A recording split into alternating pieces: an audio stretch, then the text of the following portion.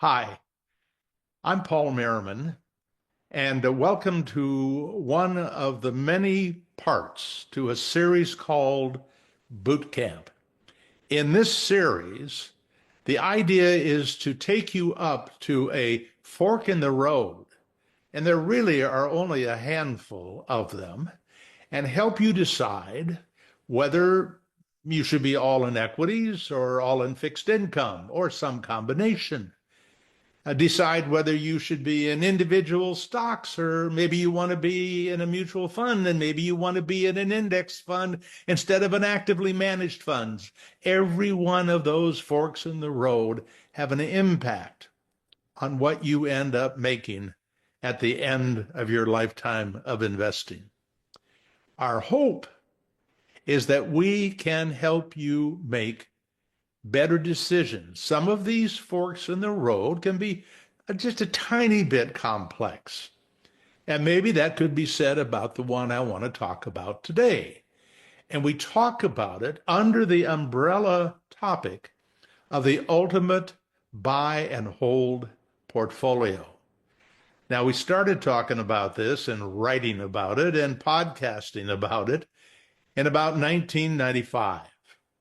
And point that we made back then is basically the same that we make today.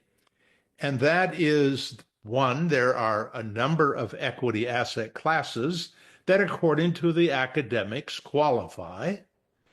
And there are a whole bunch of different ways you can put them together. But what I wanted to do when I did this originally in 1995, I wanted to make the case that by diversification of equity asset classes, you might not only be able to make a better rate of return, but you may make that extra rate of return without taking any more risk. And when we first did it, it was not the idea of building an all equity portfolio, as I'll talk about today. What we did back then was we took the position, wouldn't it be nice to get the returns of the S&P 500 and take 40% less risk?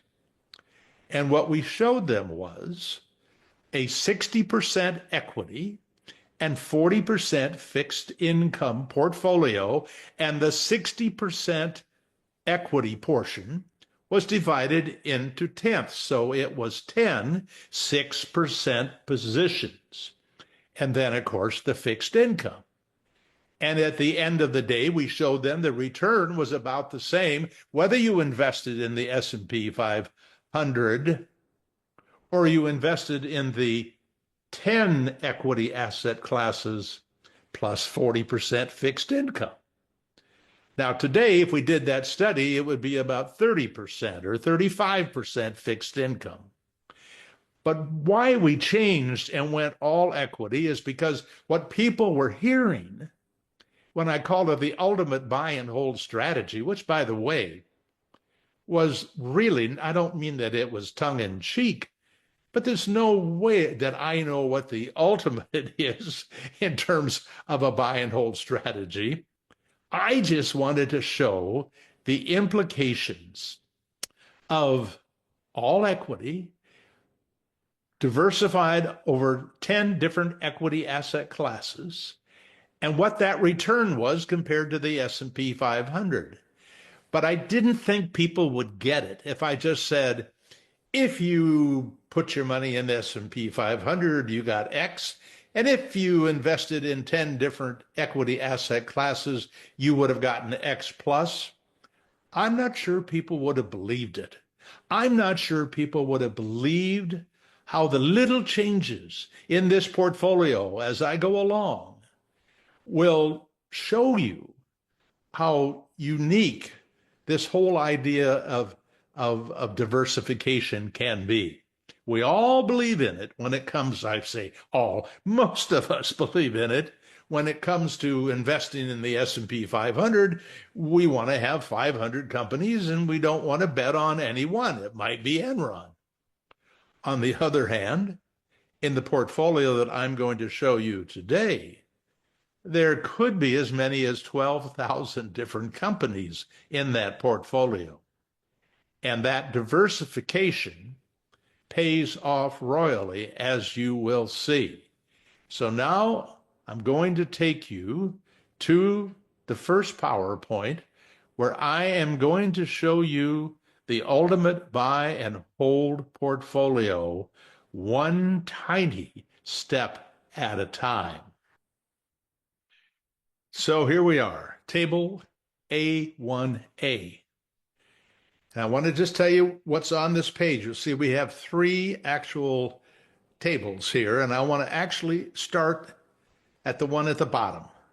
And I want you to notice that in this portfolio, we are going to be picking from these 10 different equity asset classes.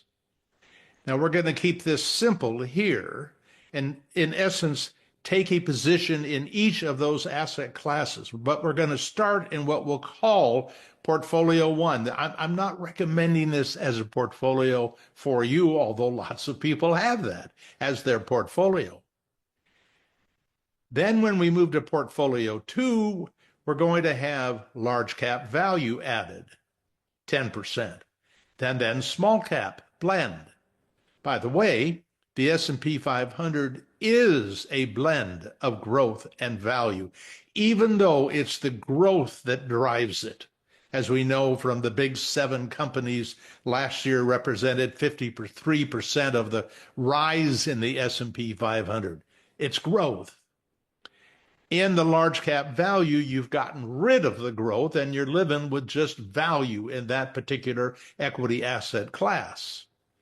Those companies are 100 billion and up in most cases. They're big companies.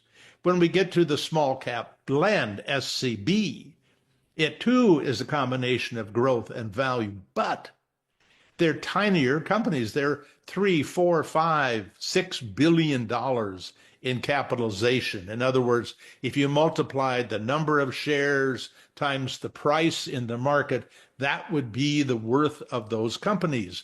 They're much, much smaller companies. They're more risky companies for a long list of reasons.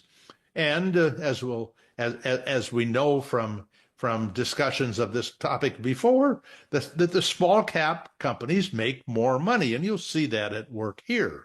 Then we're going to add small cap value.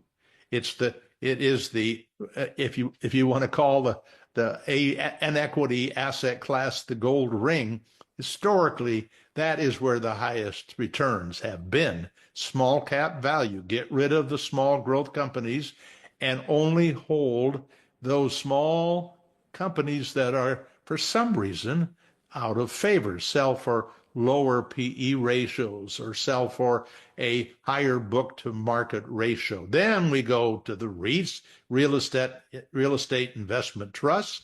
Then we add international large cap blend, international large cap value, international small cap blend, international small cap value, and emerging markets. So if we just wanted to go to the bottom line, if that's what we wanted, I would look at this table up here on the top, and I would say, okay, in portfolio one, we had the S&P 500. How did $100,000? What did it become? It became worth almost 30 million. On the other hand, if what we did was we put 10%, as we did way down here in portfolio 7, 10% in each one of them, we could look back here and see that it turned out to be worth $53 million. And you would say, okay, I'm ready to go. That's what I would like. But I want you to see what happens in between, going from 10.9 to 12.1%. It feels almost like magic when you look at it that way. But when you see it step by step, I think it's a different animal. So let's look at doing this step by step. Let's start with the $100,000 that grew to 29,851,000 in the S&P 500. And let's go to portfolio two. Remember, portfolio two meant we add 10%, a little bit, a baby step, and literally a baby step in terms of risk, with 90% still in the S&P 500. And instead of 10.9% compound rate of return, it was 11.1. Now, I know 0.2% doesn't sound like a big deal. If your neighbor got 11.1 and you got 10.9, you might not even think there's really any difference. But I want you to see that over this 55-year period, that the difference was $2.259 million. That is a big difference for a little tiny piece of this equity asset class. And by the way, I think it's kind of important to note that 10.9% compound rate of return, the average of all 40-year periods starting in 1928 is 11. So the S&P 500 during this last 55 years has gotten what is basically the average, almost the average of the 40-year experience historically. Now, there have been some that have been higher and some that have been lower. The highest was 12.5, the lowest was 8.9. But this is close to the average. And by the way, we have this standard deviation measure here, which is simply a measure of volatility. It's measuring upside volatility and downside volatility. But this number of 17.1 for the S&P 500 can be compared to the 16.9 for the portfolio 2. And what we would know is that portfolio 2 is almost the same. A little bit less volatility, but it's just a little bit. And so you were able to add $2.2 million without taking any more risk in terms of volatility. Now, there are lots of other kinds of risk, but for the point right now, let's just look at this standard deviation. Now, when we go to portfolio 3, when we add the small cap blend, again, another 10%. So now you're 10% small cap blend, 10% large cap value, 80% S&P 500. And now the return is not 11.1, but 11.2. 0.1%. Look what it added. Almost about $1.8 million. That small, what appears to be a very small additional return is a big deal, if not to you, to your heirs, let's say. And the standard deviation is, again, right in the ballpark with these other portfolios. So we would believe that with that small amount of small cap blend and that small amount of large cap value, you have really not taken any significant additional risk. Then we add small cap value. Remember the gold ring. Well, because it's the gold ring, it may not shock you to find out that by adding 10% in this asset class, that it then moves from 11.2 to 11.5. It is a big deal. You have gone from $33.9 million to $40.2 million from that original 100,000. And you now have almost $4 million more than what the S&P 500 got on its own. And please note that the standard deviation is still the same.